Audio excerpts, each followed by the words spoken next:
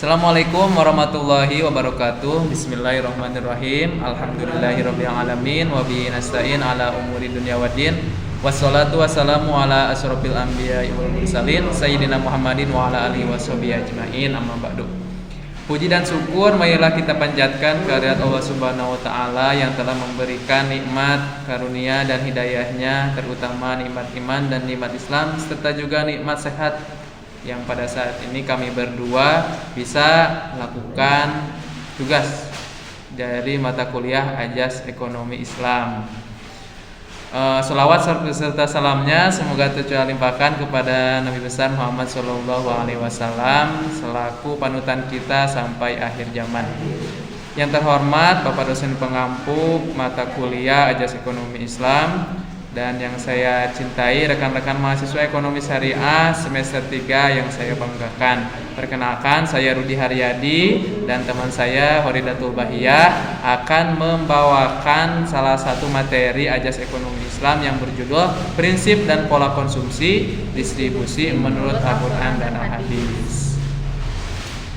Oke, yang pertama yaitu prinsip konsumsi. Ada beberapa prinsip konsumsi menurut syariat atau pandangan Islam, yaitu ada 5 ya.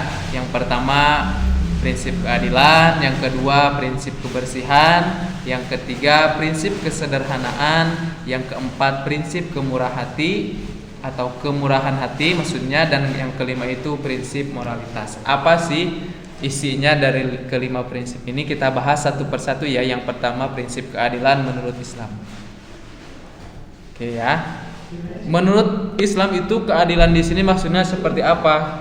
Seperti kita ketahui kan konsumsi itu kan kalau dalam bahasa, menurut bahasanya itu adalah menghabiskan nilai guna ya. Nah, menghabiskan nilai guna ini bukan berarti harus habis begitu saja. Dalam Islam konsumsi itu diatur sedemikian rupa agar sesuai dengan syariat. Yang pertama keadilan. Apa isinya? Seperti kita lihat dalam materi ini ya. Bisa nanti dipotong. Itu dina ngori ngechat pribadi. Oh, iya.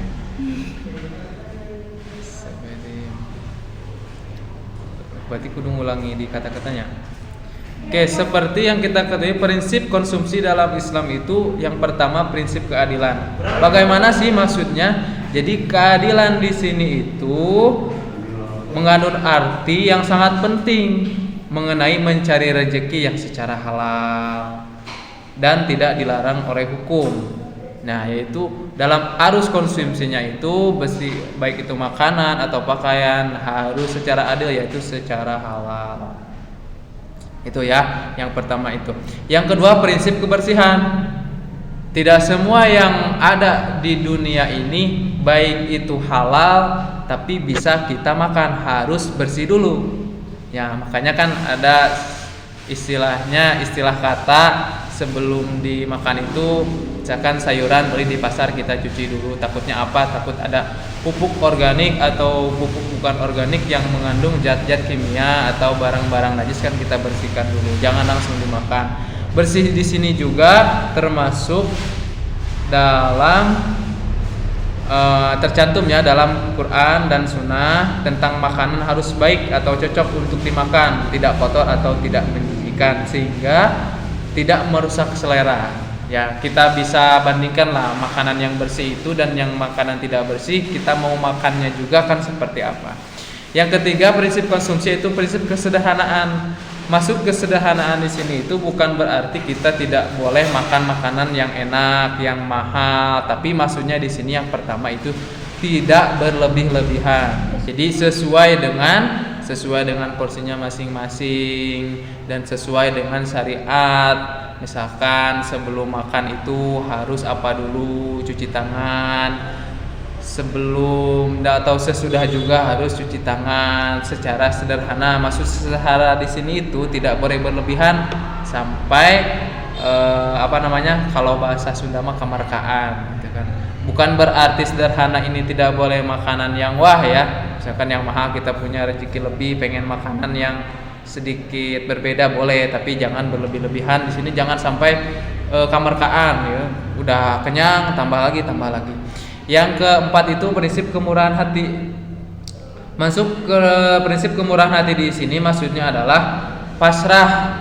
Setelah kita mendapatkan rezeki terus kita belikan untuk konsumsi, kita harus kembalikan lagi kepada Allah Subhanahu wa taala bahwa tidak semua rezeki kita itu harus kita makan. Karena apa? Pertama, harus barangnya halal. Yang kedua, dari rezeki kita juga, dari apa yang kita mau konsumsi itu ada hak orang lain, ya. Yang keempat itu prinsip moralitas. Nah, penting ini soalnya apapun yang kita konsumsi harus menjadi nilai ibadah. Makanya niat ini sangat penting. Mau itu kita makan apapun, air, nasi, lauk pauk, coba niatkan ibadah agar moralitas kita juga selain meningkatkan daya konsumsi kita dan meningkatkan daya moralitas kita, yaitu untuk beribadah kepada Allah Subhanahu wa taala. Ya, selanjutnya materi selanjutnya setelah prinsip konsumsi menurut Islam ada 5: keadilan, kebersihan, kesederhanaan, kemurahan hati, dan prinsip moralitas. Ada lagi yang kedua yaitu pola konsumsi yang akan dipaparkan oleh saudara Horidatul Bahiyah. Kepadanya dipersilahkan. Nah, pola konsumsi ini ada 2 kriteria yang dapat diterapkan dalam pola konsumsi. Yang pertamanya itu ada batasan yang terkait dengan kriteria suatu yang dibelanjakan, cara dan sifatnya.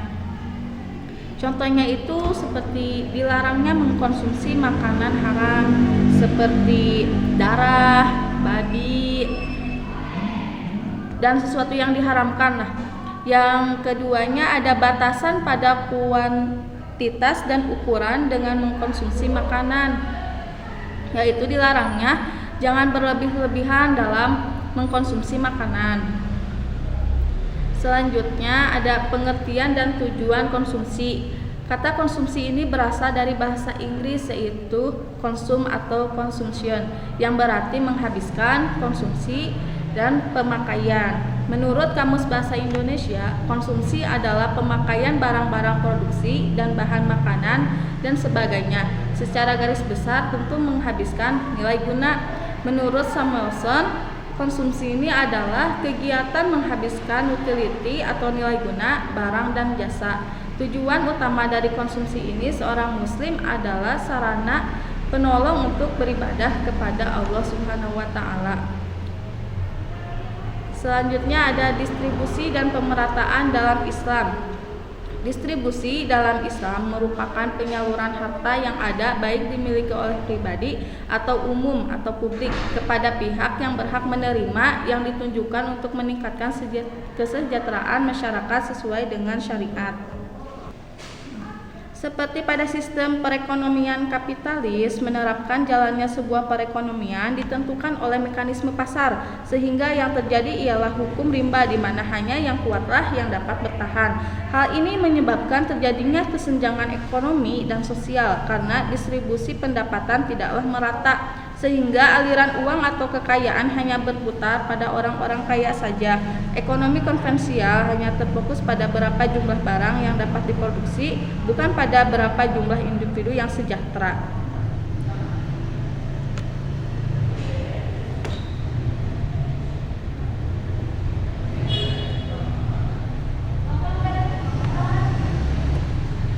Islam mengatur distribusi harta kekayaan termasuk pendapatan kepada semua masyarakat dan tidak menjadi komoditas di antara golongan orang kaya saja.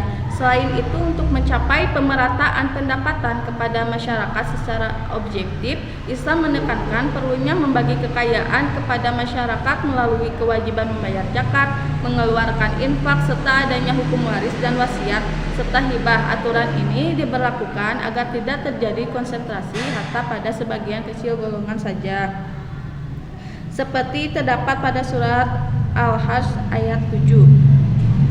Selanjutnya akan dibacakan oleh Rudi Haryadi. Ya, yang selanjutnya itu sirkulasi harta dalam Al-Quran. Bagaimana sih sirkulasi harta dalam Al-Quran ini? Kecenderungan manusia untuk menimbun harta dan menyebabkan penumpukan dan perputaran harta hanya pada orang-orang kaya saja. Kecenderungan ini telah dijelaskan oleh Allah. memang ini banyak terjadi ya. Jadi sebagai manusia yang mempunyai hawa nafsu dan keinginan, sudah tidak asing lagi untuk mengumpulkan, menimbun harta. Ini tidak jadi ya, maksudnya tidak boleh. Cuman yang pertama hartanya harus halal, yang kedua hartanya harus dikeluarkan zakatnya. Seperti yang di dalam Al-Quran, dalam surat Al-Ma'arij, Bismillahirrahmanirrahim, innal insana khuliqa halu'a idza massahu syarru jazua. Jadi sesungguhnya manusia diciptakan bersifat keluh kesah dan kikir. Apabila ditimpa kesusahan ia berkeluh kesah, dan apabila ia mendapat kebaikan ia amat kikir. Ya, apabila kita susah, kita datang ke masjid, pengen ya Allah berikan rezeki yang halal, usaha saya maju, pendapatan saya bertambah, dagangan saya laris. Ketika Allah sudah mengabulkannya, dagangannya laris, usahanya maju, hartanya bertambah, dia tidak ada kesempatan untuk dekat ke Allah lagi, dia tidak berangkat ke masjid lagi, dia tidak berangkat untuk berdoa lagi. Ya, ini sudah terjadi ya di dalam atau pada zaman Rasulullah. Itu ada seorang yang pengen usahanya maju, minta doa ke Rasulullah bagaimana caranya semoga diberikan jalan, akhirnya sampai maju, sampai dia tidak ada waktu lagi untuk beribadah kepada Allah Subhanahu wa taala. Sehingga Allah memerintahkannya untuk mendisebutkan harta mulai zakat, infak dan sedekah. Jadi tadi ya, sirkulasi harta dalam Al-Qur'an itu agar tidak terjadi penumpukan harta pada orang-orang kaya, maka didistribusikan melalui zakat, infak dan sedekah. Nah, ini ya yang harus kita tekankan, kecenderungan mengumpulkan harta. Yang pertama, harta sebagai titipan ya. Tidak ada di dunia ini yang akan dibawa mati kecuali harta, kecuali amal perbuatan kita. Harta mah dibikenan, bahkan harta mah bisa jadi sumber kekacauan. Misalkan kita meninggal, meninggalkan harta yang begitu banyak, menjadikan fitnah di antara keturunan kita. Tidak banyak yang sudah meninggal, arwahnya tidak tenang di alam kubur karena memperebutkan hartanya yang oleh anak-anaknya sendiri. Yang kedua, harta sebagai perhiasan hidup. Ya, nanti ada ya dalam Al-Quran bahwa kehidupan dunia ini hanya sebagai perhiasan saja. Yang ketiga, harta sebagai ujian keimanan. Tidak banyak orang yang diuji oleh harta. Pertama, dalam segi keimanan, dalam segi beribadah juga berkurang karena sibuk ya. Sibuk mengumpulkan harta, dia tidak tahu bahwa harta itu sebagai ujian keimanan. Yang keempat, harta sebagai bekal atau sarana beribadah. Ini yang paling penting.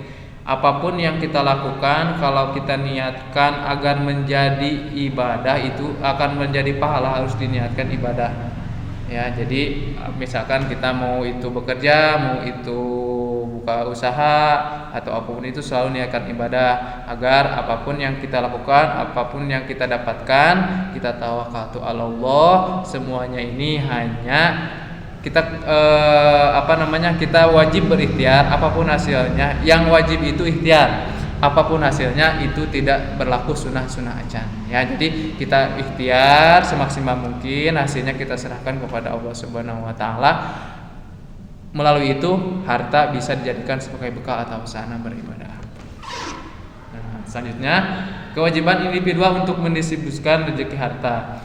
Bukan hanya sebagai kita kan misalkan dalam Islam sendiri diatur ya, selain mengeluarkan harta mal juga dari hasil usaha, kita harus juga kewajiban individu untuk mendistribusikan rezeki atau harta. Meskipun belum nisab, kita itu lalanyahan disebutnya 2,5% dari hasil apa yang kita kerjakan, dari hasil usaha. Misalkan gaji kita 3 juta, tiap bulan itu 2,5%-nya kita keluarkan untuk membersihkan zakat. Itu meskipun itu belum masuk ke nisab ya, ataupun hasil usaha belum mencapai nisab, Tapi baik lagi kepada diri sendiri. Kalau menunggu nisab itu kapan kita mau zakatnya? Nah, ini jiswab ya, filantropi Islam. Itu jiswab filantropi Islam merupakan praktik kedermawanan dalam tradisi Islam melalui zakat, infak, sedekah dan wakaf atau jiswab. Filantropi adalah perbuatan yang mulia, bagian utama dari ketakwaan seorang muslim sebagai perbuatan yang akan mengundang keberkahan, rahmat dan pertolongan Allah Subhanahu wa taala. Islam mengajarkan seorang muslim untuk berfilantropi agar harta kekayaan tidak hanya berputar di antara orang-orang kaya.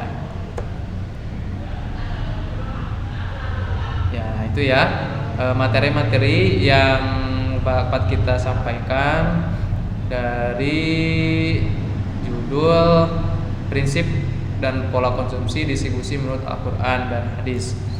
Jadi tidak semuanya harta yang kita dapatkan itu benar milik kita. Yang pertama itu ada hak orang lain dari apa yang kita dapatkan. Untuk apa?